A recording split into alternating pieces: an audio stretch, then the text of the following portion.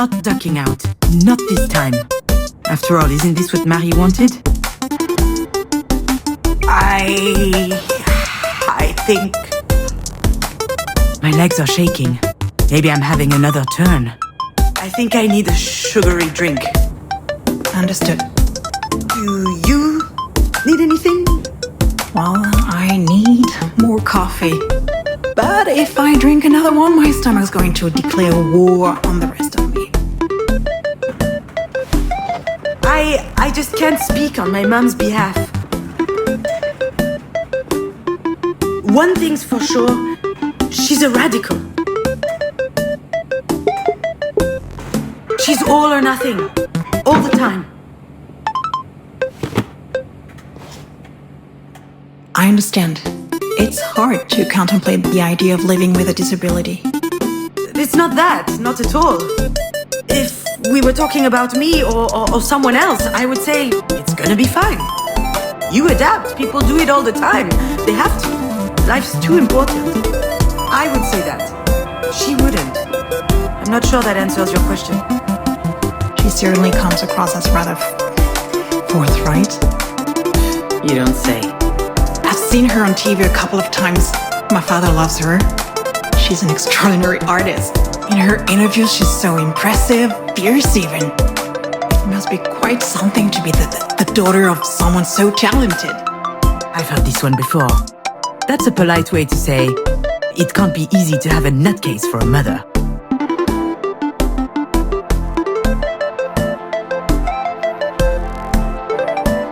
You get used to it.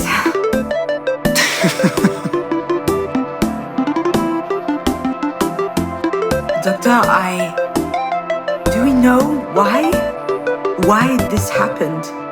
We were just having dinner last night. She was fine. There could be a lot of factors. Family history, hypertension, alcohol consumption. I did have a pretty severe hangover this morning. Even past trauma, like a historic head injury. It's hard to say right now. All right, Miss Demange, I'll give you time to think. Let's speak again in about 2 hours, if that works for you. Sounds good. Can I see her? Yes, of course. Let me find out her room number.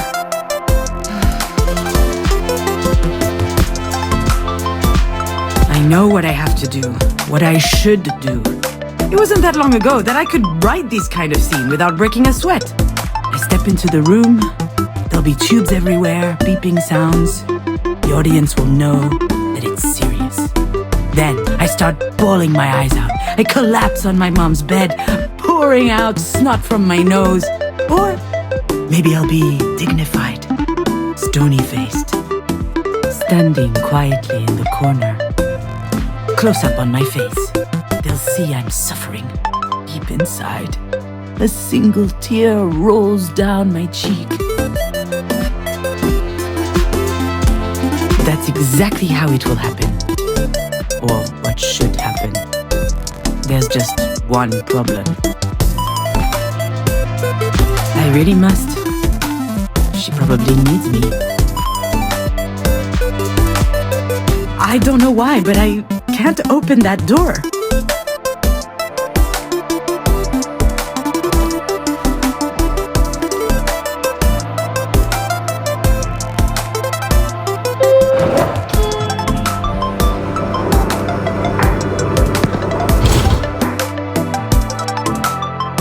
It's always stressful to share an elevator with a stranger. Still, it could be worse. Hey, June. I could have to share it with my sister. Okay, I'm kidding. We love each other. Love giving each other a hard time. Okay, I love giving her a hard time. For instance. Hey, Didi-doo. Nothing? I haven't eaten yet. My blood sugar's low, okay? Come with me to the cafeteria. Okay. But if you utter that stupid nickname one more time, I'll strangle you. There it is. She had me worried for a sec. This food looks nasty. Did you notice? Jan loves being in charge. She wasn't always like that. It started when she was a teenager. Some people get acne. She got authority. So, how's work? Scheduling, phone calls, spreadsheets. It's mind-numbing. There's no time to think. That's why I love it so much. How's your script coming along?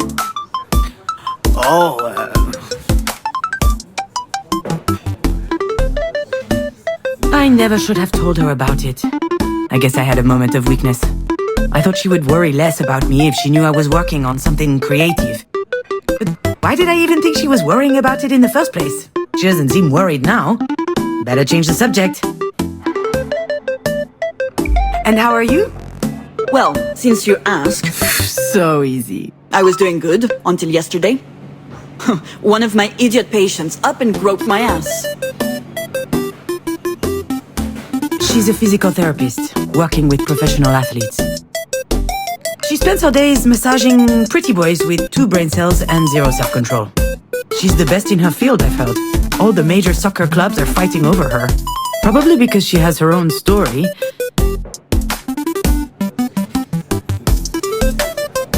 Oh, Jan, I'm sorry. Why, it's not my first rodeo, but that pathetic little virgin really pissed me off. Anyway, he has a broken hand now. Good thing he plays soccer, not volleyball. The worst part is, she's not joking. In other news, this place is so stressful. Everyone's way too nice. It is a hospital, Jan. I know. They should be scowling 24/7. So, how is she? I haven't been to see her yet. What are you waiting for? A singing telegram? Sorry, that was uncalled for. This whole situation, it's just a lot. Yeah? Sounds like there's something else. Something else bothering you? No, nothing else. Wanna bet that there's something else? Well, I guess, I did meet with the doctor this morning. She told me about your deal. Between Mom and you. And, to be honest, I was shocked. Were you going to tell me at some point? See? I knew that this whole trusted advocate thing would never fly. The only question is, will she believe me when I tell her I didn't know? Given the state she's in, I wouldn't bet on it. Are you bitter right now? Certainly not. Certainly. No. I mean... You are bitter. You're pouting. Look at your fucking face. Enough, okay? Stop it. This isn't the time. I just don't get it. What is there to get? You know Marie. She's unpredictable. Wait, you mean you didn't know? Well, you should see what my signature looks like on the form. She's the worst. Why would she do that? I have no idea. I guess she thought it made sense since I handled the rest. Unless she thought I was a perfect fit since I'm a Libra with Pisces rising or whatever.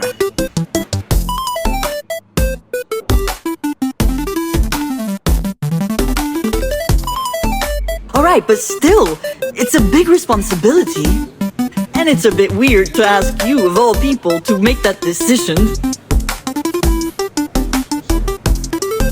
What am I supposed to do? Scream in the middle of the hospital cafeteria?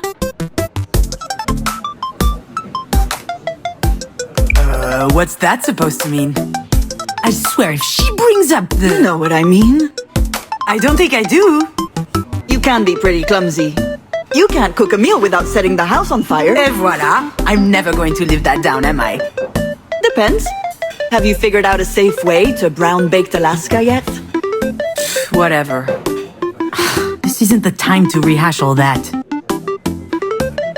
Really, I don't get it. This is so important. Why would she trust you over me? All right, I've had enough. You know what? You're right. Only an idiot would trust me. Aw, come on. Yeah, here it comes. You're the reliable one, aren't you? The one people can always count on. What are you talking about? I'm out of here. I'd probably just trip over her ventilator or something. Wouldn't want that to happen now, would we? Oh, you're being ridiculous, you know. Please, sit down. I didn't mean to upset you. Oh, you didn't? Well, you got that wrong.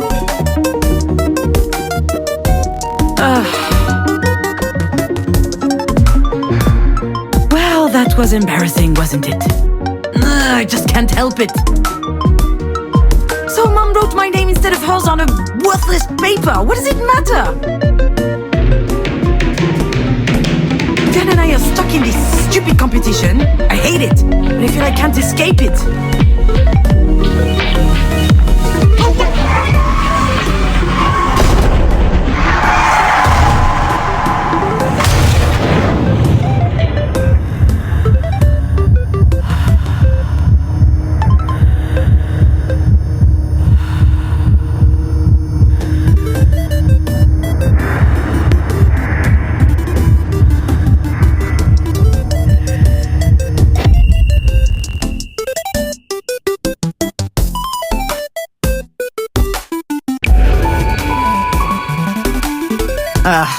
Of course I'd remember that day. My infamous 25th birthday. The day we met Diane's girlfriend.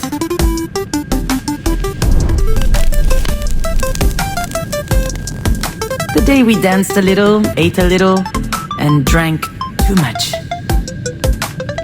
But most of all, the day everyone went home early because I set the kitchen on fire while making dessert. There's plenty about that night I never told Diane.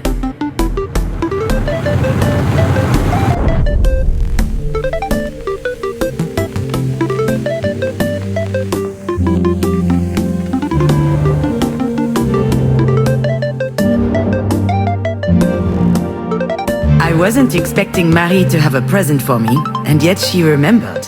It was a bottle of Japanese whiskey as old as I was, 25 years of age. But as usual with Marie, things couldn't just be nice. I hope you like it because it costs me a fortune. That's what she said when she handed me the bottle. She could afford it too. She wasn't world famous yet, but her career was taking off. And with that, her taste became more and more luxurious. Me? Oh, I was light years away from all of that. I hate whiskey.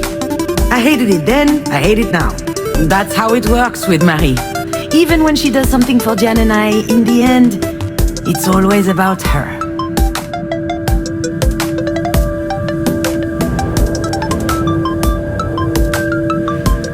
It was the first time Jan introduced us to her girlfriend. Her very first girlfriend. She didn't make a big deal of it. She didn't even tell me that she would have a guest. But I knew it was important to her. And neither Marie nor myself reacted appropriately. She rushed over to hug them both. I don't think I'd ever seen my mother so excited. Then she congratulated Diane for her rejection of patriarchally mandated heteronormativity. Diane didn't say anything, but I could see she was upset. Her intimacy had just been reduced to activism somehow, and I wasn't there to support her. I was furious. It's stupid, I know, but I wanted to enjoy my party. All of a sudden, my 25th birthday seemed trite, unimportant. Her girlfriend was called Sasha. She was nice, intuitive, smart, and very pretty. I was quite reluctant to organize this party. It was the last birthday I would celebrate at Marie's. Your dad and I were about to move in together. So I wanted to make it special, to impress my mother, earn her respect, maybe even her admiration. But that would only happen if everything were perfect. The fire made it a complete failure. But to be honest, she'd have found some problem anyway.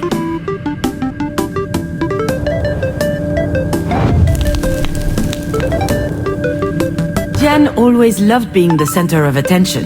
But when she showed up with her hair cut short and dyed green, I almost didn't recognize her. 19 years strong on this earth, and she couldn't care less about people's opinions. She was amazing to me. But I wonder if she was, at least unconsciously, trying to please Marie. It worked, by the way. Marie always had a soft spot for the rebels, and contempt for the rest. I don't think it made Diane any happier, though.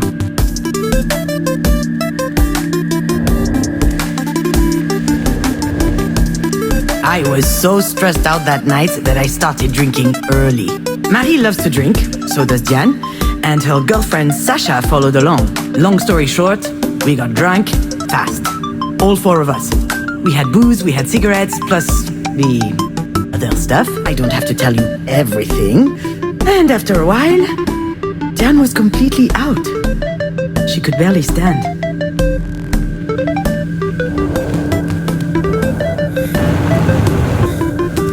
When dinner started, Marie turned on the charm.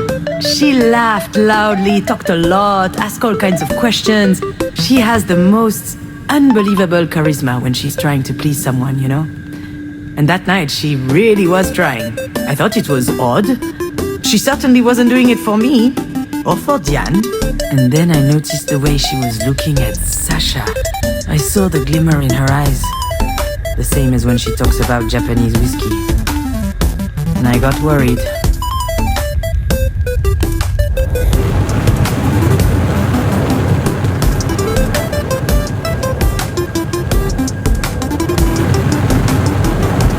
Alex called several times that night.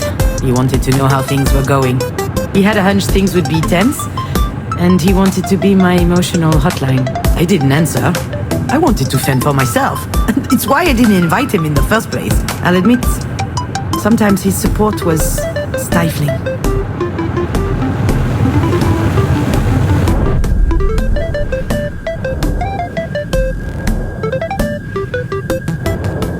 I'd got these nice candles to decorate the table with. Obviously, I burned myself when lighting them. To no one's surprise, that was typical me. Scaevus, they called me. It means clumsy in Latin. Marie coined that one. I didn't mind. Quite the contrary. In any family, everyone plays a role. You just need to find the one that suits you. And I like being the bumbling, fumbling one. That way, at least, the pressure was off.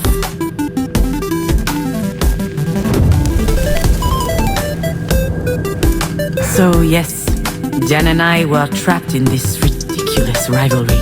The choir girl versus the rebel. The meek versus the indomitable. I'm never taken seriously. She's not allowed to show any sign of weakness, and we hold it against each other. But as soon as we lower our guard, we are saddled with the obvious. It's become more intense as we grew in Marie's shadow. We care about each other more than anyone else.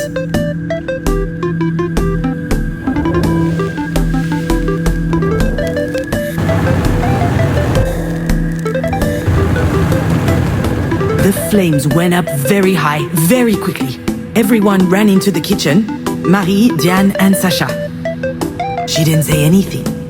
I just saw her wiping her lips as she came into the kitchen, and she looked at me funny. I said it was an accident. I was trying to brown the baked Alaska, but it got out of hand. No one questioned my version of events. The whole thing was just classic me. Alex wasn't there to defend me, and I just sucked it up. I never saw Sasha after that day. She and Diane broke up a few weeks later.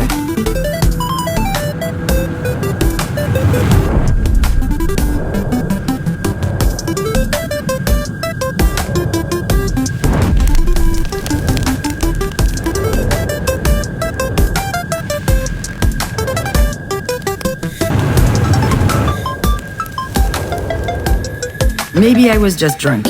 Maybe I was imagining things. Maybe I was paranoid. But when Marie invited Sasha to her studio to see the paintings and more, ooh, that raised a flag. She was up to something. She was trying to seduce her. And maybe she could have. I tried to warn Diane, told her to watch out. She was too far gone. I had to do something, but I couldn't face Marie head on. I wasn't strong enough, so I improvised.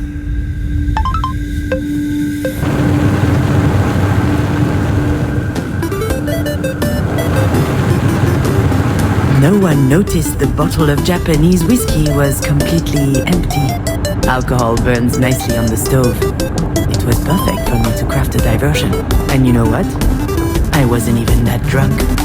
I was mostly angry. At Marie. At myself. Maybe nothing happened after all.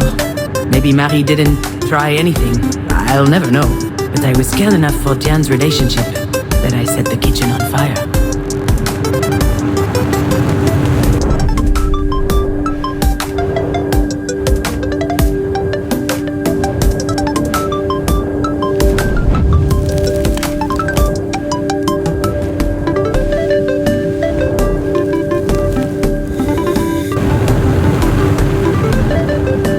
I never told Diane what happened. She still thinks I'm a bumbling idiot. I can't tell her the truth, and she wouldn't want to hear it anyway. But what I did that night, I did out of love. Marie always said that you can't trust anyone in life. Well, in that moment, whether she knew it or not, Diane could trust me.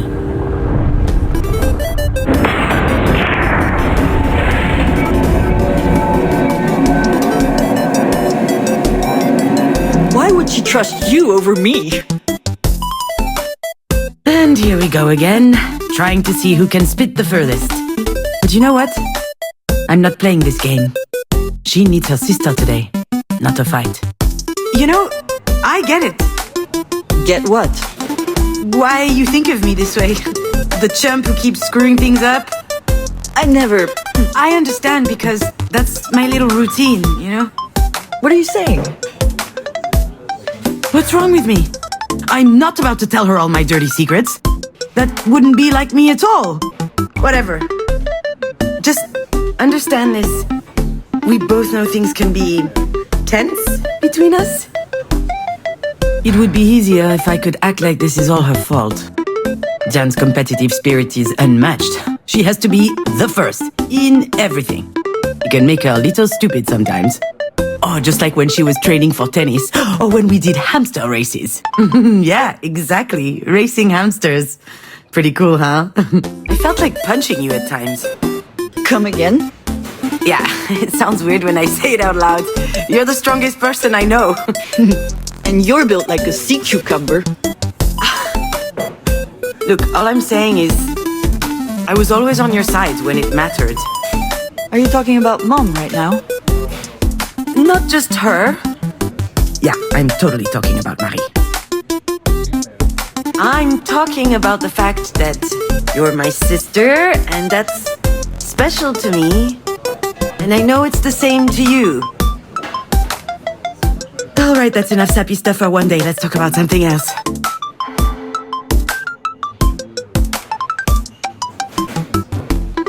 Look, I'm sure you're upset. Of course I'm upset. We just found out that Mom might die. Does that mean nothing to you? It does. Of course it does. But it's okay. I'm handling it. You know, I'm perfectly capable of making this decision.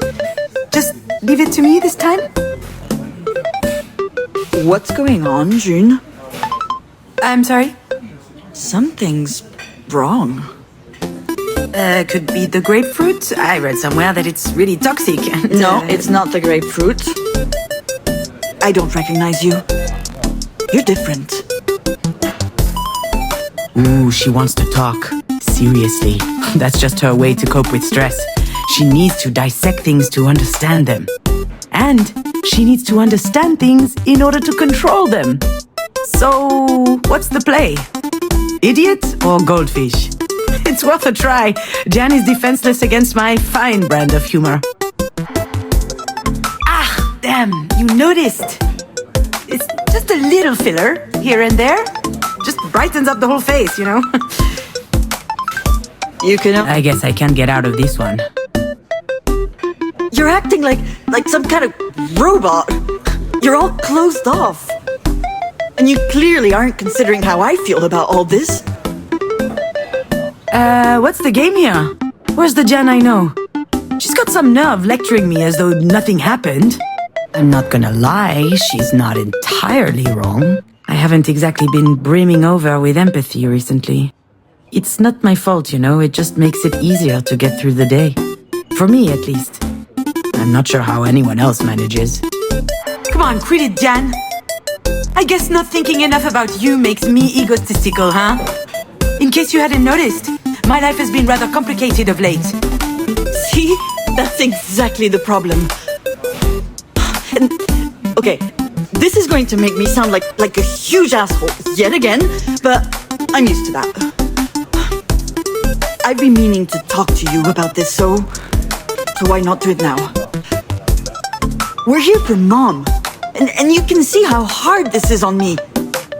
And yet, here we are, yet again, talking about you. What happened to you was awful. It really was. Absolutely horrible. But that was 5 years ago.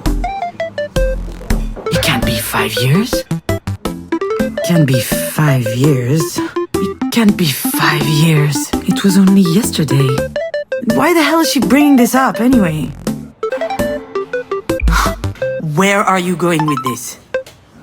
I don't really know. I guess I'm a little worried about you. I don't understand what goes on in your head, and that scares me. Why are you like this? Really? She's worried about me? You had to go there, didn't you? You can't help yourself. Whenever you can't control something, you just hate it, don't you? And so, pow, you attack. You're wrong, June. I'm just trying to help.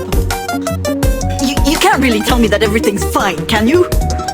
Do you think that throwing my little problems back in my face is going to help? Oh, wonderful! Wow! Oh, it's a miracle! I'm cured! Thanks for the therapy session, but I really have to go.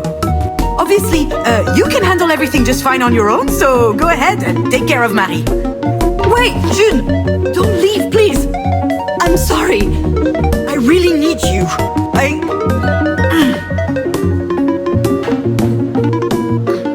really am a dumbass. She really is a dumbass. Should I be honest? Do I have to? I just grabbed the first opportunity to put up a stink so I could get the hell out of there. Of course I'm weird. And I can see how that might freak her out.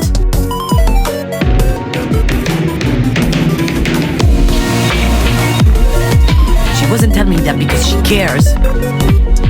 That was her lashing out to hurt me.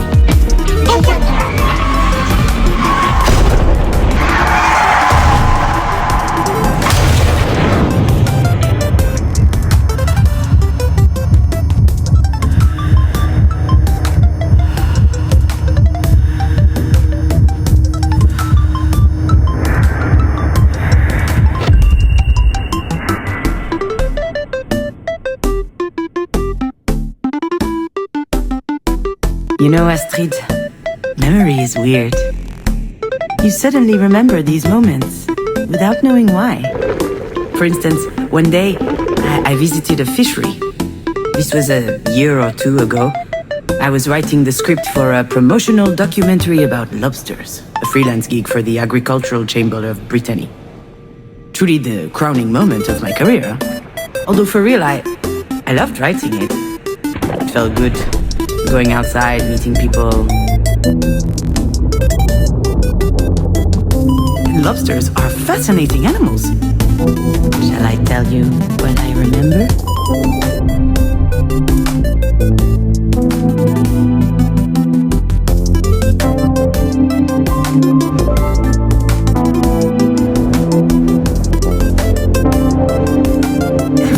With a little garlic butter, lemon or mayonnaise, they're delicious.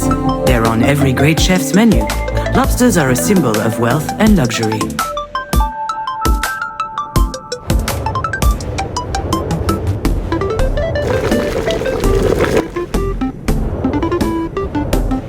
Lobsters are a mystery to science because they don't age.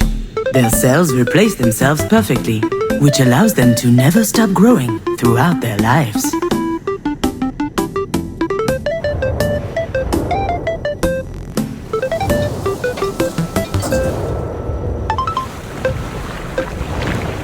Lobsters have a chitinous exoskeleton, a durable and tensile material that protects them fully. This natural barrier is so strong that lobsters have no natural predators. In short, no one can mess with lobsters. Except humans, of course.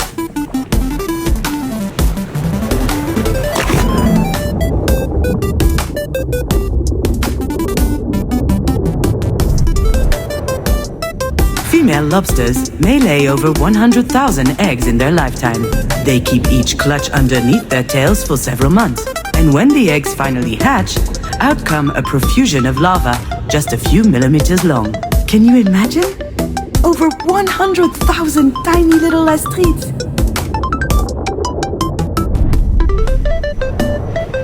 That was the official line, the one I got paid to write. But I dug deeper. You can call me a lot of things, but I'm nothing if not conscientious. I learned a lot about lobsters that the ugly truths we'd rather hide.